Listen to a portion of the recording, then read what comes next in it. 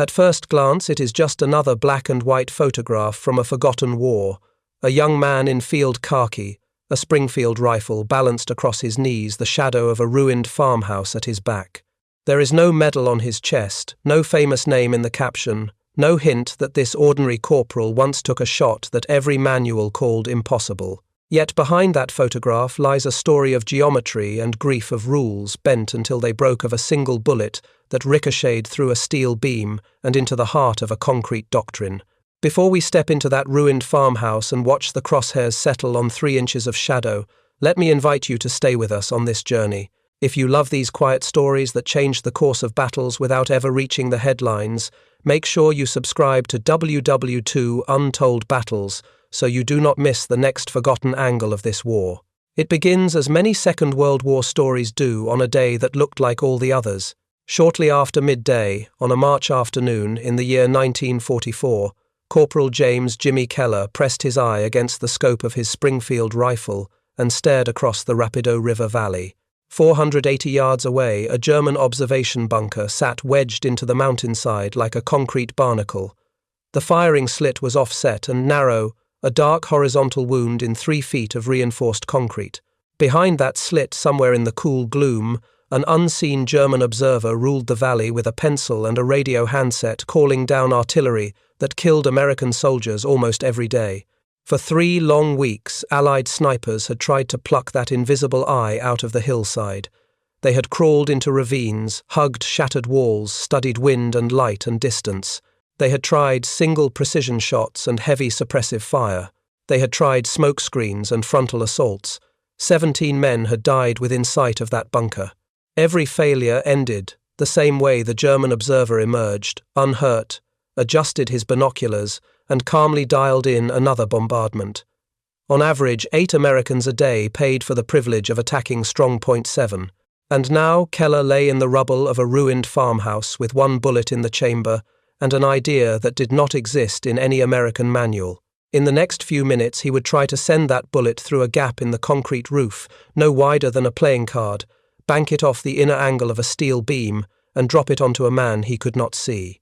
Within 6 weeks, his beam gap technique would spread through every sniper platoon in the Italian theatre, credited with neutralizing more than 100 fortified positions and saving an estimated 381 lives. The formal doctrine would take years to catch up. The simple, brutal truth was that it all began in a smoky pool hall in Charlestown, Massachusetts. James Kelleher grew up in a 3-room tenement that smelled permanently of boiled cabbage and motor oil. The walls sweated in summer, the pipes banged in winter, and the wooden floors creaked under the weight of exhaustion. His father worked the docks at the Charlestown Navy Yard, loading munitions 16 hours a day for wages that barely kept the landlord paid and the pantry half full. When Jimmy remembered his father from those years, he mostly remembered a stooped-back, oil-stained hands and the slow, careful way the old man lowered himself into a chair at night, as if sitting was just another dangerous load that had to be guided gently into place. Like a lot of boys in those neighborhoods, he found his real education not in school but on Main Street, under the yellow light and tobacco haze of Murphy's Pool Hall. While other kids thumped a worn baseball down the alley or smacked a rubber ball against brick walls, 12-year-old Jimmy watched chalk dust bloom from the tip of a cue and listened to the sharp crack of ivory-colored balls slamming into the floor each other. To most patrons, the table was a rectangle of green felt and straight lines, cue ball, object, ball pocket. To Jimmy, it was something else entirely, a small universe of angles and collisions. He began to see not just the shot in front of him, but the entire sequence of possible paths, reflections, and ricochets. He would call a combination that seemed insane. This ball into that cushion, glancing off another, kissing the side of a third, and finally dropping a fourth into the far corner pocket. When he pulled it off, drunk shipfitters would whistle and slap the rails as if they had just watched a magician. Frank Murphy, the owner, noticed early what the boy himself did not yet understand. One evening after Jimmy had cleared a table with a flurry of impossible banks, Frank leaned over and said, "Most people see the ball and the pocket, kid. You see everything the ball might hit between here and there. You think in ricochets. School could not compete with that." By the time he was 16, he was cutting classes more than attending them, sneaking away from chalkboards filled with algebra to chalk a cue and solve his own equations in felt and wood. When his father's back finally gave out for good, and the old man could no longer climb the ladder onto a cargo dock, Jimmy did not hesitate. He dropped out completely and took his father's place, trading geometry lessons on green cloth for the geometry of cranes and cargo. By the early 1940s, the kid who had once counted angles on a pool table was running a rigging crew at the Navy Yard. He read engineering blueprints the way other men read newspapers, tracing lines that showed where girders would bear weight and how cranes must lift without twisting. Every job was a problem in three-dimensional geometry. How heavy is this load? Where is its center of gravity? What angle will keep the cable within safe limits? How much sway can the structure tolerate? When the news of Pearl Harbor broke, Jimmy saw not just the photographs of burning ships, but the cranes in the background and the frantic dance of rigging crews. The next morning, he walked into the recruiting office and signed his name. The recruiter saw crane operator on the form and decided the Army needed another man who could handle machinery and read diagrams. Jimmy was sent to Fort Benning for infantry training. It was there on the rifle range that the pool hall and the Navy Yard finally met the Springfield rifle. He took the standard shooting tests almost casually, lining up the sights on his M1903 with the same calm, concentrated gaze he used when sighting down a cue. The bullets landed so consistently in the bullseye that instructors checked his weapon for hidden modifications and his pockets for extra cartridges. Yet accuracy alone was not what made them stop and watch. Jimmy seemed to have a deep distrust of straight lines even when the manual insisted on them. While other recruits dutifully fired from textbook prone kneeling and standing positions, he experimented. He would wedge himself behind a barrier crane, his rifle under a low obstacle, tilt the barrel to use the edge of a sandbag as an impromptu support. Once, when an instructor barked at him for shifting position off the firing line, another sergeant quietly noted in his file, "Kid shoots like he is playing geometry instead of war." When the scores came in, and the officers saw the combination of uncanny precision and odd angles, the choice was obvious. They made him a sniper. From Fort Benning, he went to North Africa, where heat shimmered over desert ridges and the air tasted of dust and cordite. From North Africa, he rode the invasion wave to Sicily, then slogged up the Italian mainland with the 36th Infantry Division. By March of 1944, he had 19 confirmed kills to his name. Every one of them had followed the standard doctrine that British and American manuals had codified over decades. That doctrine was simple. Find an elevated position with good concealment. Establish range with a scope or rangefinder. Estimate wind and bullet drop. Confirm your sight picture. Control your breathing. Squeeze the trigger. The Germans died one by one in rocky gullies and ruined farmyards and on the edges of towns whose names barely stuck in memory. The war rolled slowly north, indifferent to whether the killing was expert or merely adequate. Then the division reached the Gustav Line, and geometry turned against them. The Gustav Line was not a single trench or wall. It was an entire philosophy poured into concrete, steel and stone over 18 months. German engineers had studied the valley, the rivers, the ridges, the angles of fire, and the likely routes of attack. They had asked a simple question: how can we force the enemy to face the maximum amount of fire for the maximum amount of time? Their answer was strong points. Bunkers, pillboxes, and observation posts placed with ruthless mathematical precision. Allied artillery pounded these positions for weeks. The sky over the Rapido Valley filled with the howl of incoming shells, the ground shook, and huge craters blossomed in the soft earth. Between barrages, smoke drifted and dust settled. Then German soldiers climbed out of underground shelters, dusted off their uniforms, returned to their firing slits, and resumed killing with machine guns and mortars. Among all the strong points, one in particular soon became a fixed curse in American briefings: Strong Point 7. Strong Point 7 was a squat concrete bunker dug into the mountainside roughly 480 yards from the American lines. It had been placed so that its observer could look straight down onto the valley floor, watching every movement, every clustered formation, every truck that tried to move supplies forward. Every time the Americans attempted to advance, artillery shells arrived less than 2 minutes later, walking up and down the line with horrifying accuracy. In debriefings, the officers repeated the same sentence again and again: suppress the observer. But Strong Point 7 had been designed by men who knew exactly what Allied snipers would try. The firing slit did not face the obvious sniper perches. Instead, it sat at a 90-degree offset to the likely positions on the opposite valley wall. The concrete walls were 3 feet thick, and the firing slit itself was only a few handspans wide and about as tall as a man's open hand. The German observer stood well back from the opening, nothing more than a shadow in the gloom, invisible from any direct firing line. The first American sniper to challenge that shadow was Lieutenant Marcus Chen of the 141st Infantry Regiment. On the first morning of March, before dawn had fully broken, Chen crawled into a position more than 500 yards to the northeast. He had studied the bunker's orientation and the way the early light seeped across the valley. He reasoned that there would be a brief window when the low sun might backlight the German inside the slit. For 30 seconds he waited, watching the dark rectangle, counting his breaths, calculating the odds. He fired once. The bullet slapped into concrete inches away from the opening, leaving a bright scar and no German corpse. 8 seconds later, a German sniper who had been patiently watching for the flash of his muzzle put a round through Chen's throat. Chen was 23 years old. He was from Sacramento. Back home, a nurse named Dorothy was planning a wedding that would never happen. 9 days after that morning shot at Strong Point 7, she opened the telegram with its formal phrases and finality. The official language did not mention that he had been trying to hit a target everyone said could not be hit. Sergeant William Morrison tried next. It was the afternoon of March 4th, and the valley light had taken on that washed-out colour that photographers love and soldiers hate. Morrison approached the problem differently. If he could not kill the observer with a precision shot, perhaps he could drive him back with sheer volume. He settled into his firing position, took aim at the firing slit and began to fire as quickly as he could, work the bolt and reacquire the target. 17 rounds in 40 seconds. 3 bullets scraped through the slit into the bunker, sending sparks and dust into the darkness. None met soft flesh. In response, the German observer called down a mortar barrage with professional calm.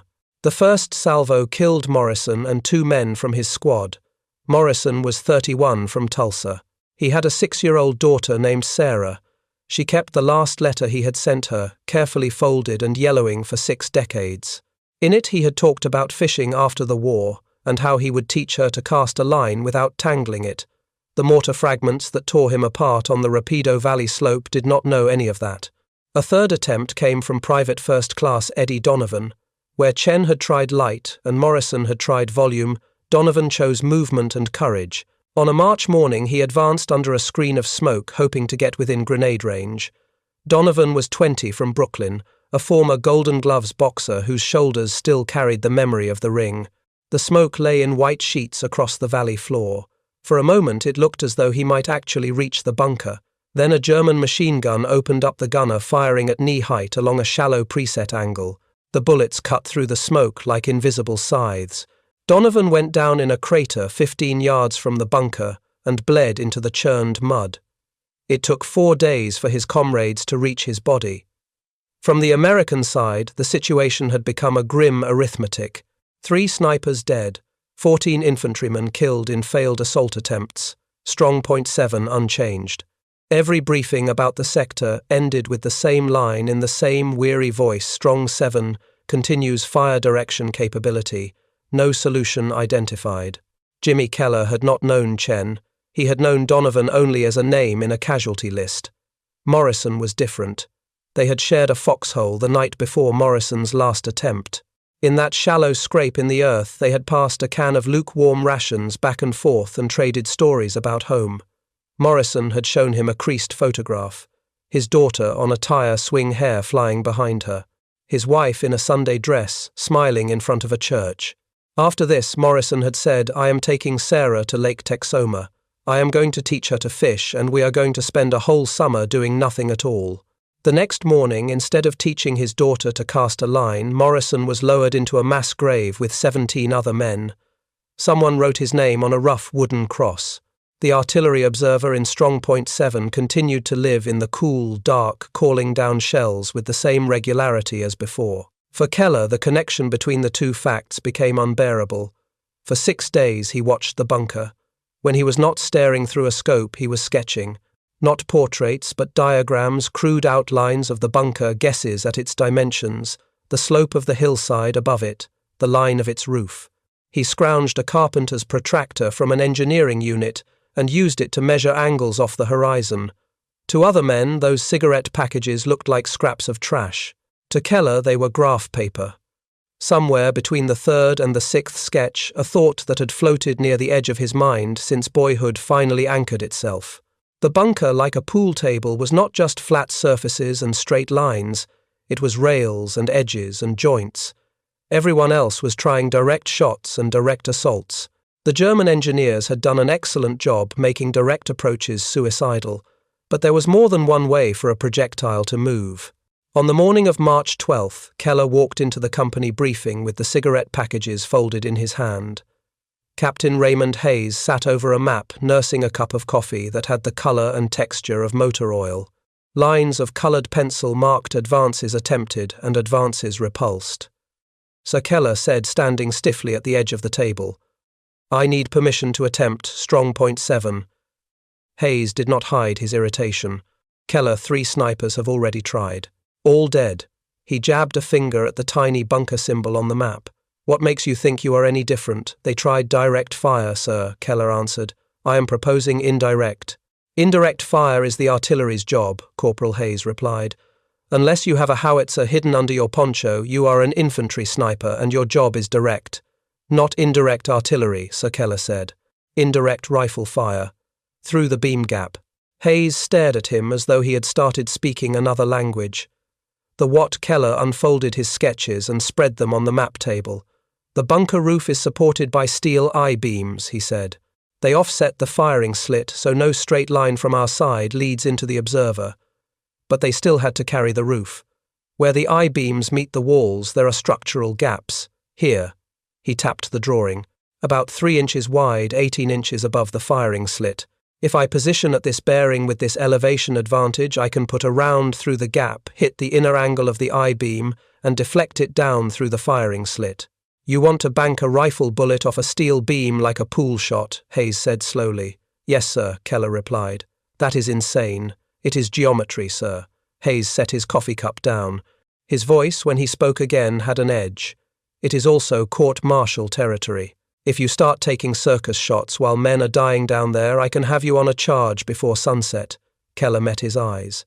Men are dying because we keep doing exactly what they expect us to do, sir. Morrison died because we think in straight lines. Chen died because we were predictable. Donovan died because we ran out of ideas. The briefing tent went quiet. For 30 seconds, Hayes said nothing. Outside, the sounds of the camp drifted in. A truck grinding into gear, someone laughing too loudly, a mess tin clattering against something solid. Finally, Hayes sighed. You get 1 shot, Corporal, he said. 1. If you miss, you go back to standard patrol duty, and this conversation never happened. If you hit, we will talk again. If you get killed trying, I will write your mother a letter explaining that you died attempting something that should not work. Understood, Sir Keller said. That night he did not sleep much. Instead, he worked the problem like a pool layout in his head over and over. The beam gap, by his best estimate, was 3 inches wide. At 480 yards, that gap might as well have been the edge of a postage stamp pinned to the wall of a barn. He calculated the angle at which the bullet would need to strike the inner corner where steel met concrete. If he hit that junction, the rifling and shape of the bullet should drive it downwards at roughly a 43-degree angle. The German observer, by standard practice, would be standing about 6 feet back from the firing slit, close enough to see, but far enough to have some cover from blast and fragments. On paper, it was elegant. In reality, it meant trying to thread a needle from the length of 5 football fields away and then deliberately bounce that needle off a steel edge so that it dropped into the eye of another needle hidden in the dark. The wind in the valley changed every few minutes as sun heated rock and shadow cooled air. The temperature difference between dawn and midday was enough to change air density and therefore bullet flight. The Springfield rifle, under perfect range conditions, could put a round into a man-sized target at 800 yards. But war did not provide perfect conditions. 2 days later, on March 14th late in the morning, Keller carried his rifle into the shattered shell of a farmhouse at the bearing and distance he had calculated. The building looked as if a giant hand had gripped it and twisted. Roof beams hung at odd angles. Stone and plaster lay in heaps on the floor. From a jagged opening on the second floor, he could see the valley spread out below like a grey and brown bowl. In the middle distance, the bunker crouched against the mountain. He cleared a small triangle of rubble from the edge of the opening, just enough to let the barrel and scope clear. Then he lay down on the cold stone, feeling its chill seep through his uniform into his chest. The smell struck him immediately, the metallic tang of aviation fuel from a burned-out truck nearby, mingled with the sweet rotten odour of bodies that had lain too long in no man's land. His hands smelled faintly of the gun oil he had used that morning and the powdered eggs he had choked down for breakfast. For a brief, absurd moment he thought about washing them. He brought the scope to his eye. The bunker filled most of his field of view, a rectangle of grey concrete, the dark slit of the firing port, the rough texture where shells had already pitted the surface. Above the slit, no more than a smudge, unless you knew to look for it, was the beam gap, 3 inches of shadow where steel met stone. He steadied the crosshairs on that shadow and let out a slow breath. The first problem revealed itself at once. The beam was not perfectly level. Through the magnified image he could see that its left side sat slightly higher than its right, maybe a degree or two. That tiny sliver of tilt would alter the way the bullet glanced off it. If he aimed directly at the center of the gap, the deflection might carry the round too far to one side or raise it just enough to miss the observer entirely. He adjusted his aim, slightly shifting his point of impact a few inches to the right. The second problem had never gone away. He could not see the German. He was guessing the man's position based on doctrine and habit, not hard evidence. There was no dark outline in the slit, no flash of binocular glass, nothing. He would fire this shot without ever laying eyes on his target. Lying there on the cold floor, thumb stinging from a cut he had gotten that morning, while opening a ration, sweat trickling down his temple despite the chill. Keller realized how thin the line really was between improvisation and madness. Morrison had died following rules that were supposed to work. Now Keller was preparing to risk men's lives on a set of angles he had worked out with a borrowed protractor and some cigarette packages. He chambered a round. The metallic click of the bolt sounded ridiculously loud in the quiet ruin. Somewhere across the valley he imagined German soldiers were also eating, joking, cleaning weapons, writing half-finished letters that would never be mailed. One of them stood inside that bunker, probably as bored and cold as any observer ever was, watching the valley floor through his slit and trusting in 3 feet of concrete and careful design. The moral equation was brutally simple. If the shot worked, that man would fall without ever knowing what hit him. If it failed, more Americans would die on the valley floor in the next attempt to take Strong Point 7. Keller had been raised in the Catholic Church. Before shipping out, he had gone to confession, kneeling in the half-dark and admitting sins that now seemed trivial compared to what he had since done. The priest had assured him that killing in a just war was not murder. Lying there with his finger resting on the trigger, about to execute a man he had never seen based on pool hall geometry, that reassurance felt paper-thin. He thought of Morrison's daughter Sarah and her tire swing. He imagined Dorothy in Sacramento holding a telegram. He saw Donovan's mother told that her only son had fallen somewhere in Italy with no grave she could visit. All of those lives had already been paid into the bunker's account. If he succeeded, perhaps no more daughters would lose fishing trips to Lake Texoma because of Strong Point 7. He wiped his brow with the back of his hand, settled back into the scope, and adjusted the focus one last time. The crosshairs hung over that 3-inch strip of darkness above the slit. For the first time all morning, the wind dropped away completely. The dead grass below his position stopped moving. The light held steady. The valley seemed to pause. Keller filled his lungs slowly, then let the air out until his chest felt almost empty. In that slight hollow in the fraction of a second between one heartbeat and the next, he tightened his finger. The Springfield bucked gently against his shoulder. The sound of the shot slapped back from the far slopes, flat and harsh. Through the scope he saw the faint white thread of the bullet's vapor trail for an instant as it crossed the distance and vanished into the tiny beam gap. Then there was nothing. No satisfying spray of concrete from the firing slit, no visible jerk of a body, no echo from inside the bunker. Strong Point 7 sat as it always had, stubborn and grey and silent. Doctrine said that after shooting, a sniper must remain absolutely still for at least a minute. Movement invited counterfire. Whether he had hit or missed, Keller knew that any twitch now could be fatal. He did not move. The crosshairs stayed fixed on the bunker. 20 seconds passed. Nothing. 30 seconds. The wind stirred again, making the dead grass whisper. A small bird landed on the bunker roof and pecked at something invisible, then fluttered away. 40 seconds. Still nothing. At 47 seconds after the shot, the rear door of the bunker opened. A German soldier stepped out, walking quickly but not running, his head craned back toward the interior. He moved around the side to the front, disappearing briefly from Keller's view as he stepped near the firing slit. When he reappeared, he was backing out, waving frantically toward positions further up the slope. 2 more soldiers arrived at a trot, their body language tight and urgent. One dove into the bunker. The others shouted hands, cutting through the air in gestures that needed no translation. Panic. Confusion. The choreography of men who had just discovered that something inside their concrete shell had gone horribly wrong. Keller stayed on the scope for another 8 minutes, heart finally settling back into a normal rhythm. He watched as German troops stripped the bunker of supplies and equipment, then abandoned it. No new observer stepped into the hatch. No one took over the slit. By the early afternoon, for the first time in 3 weeks, the valley floor lay unwatched. Captain Hayes found him in the farmhouse sometime later, still lying beside the shattered window rifle resting near his shoulder. "Did you take that shot?" Hayes asked. "Yes, sir," Keller said. "The Germans have abandoned Strong 7, Hayes told him. "Infantry patrol is moving up to confirm." He studied the younger man for a moment. "How sure are you that you hit anything?" 90%, Sir Keller answered, after a brief pause. "Maybe 95. Jesus," Hayes muttered.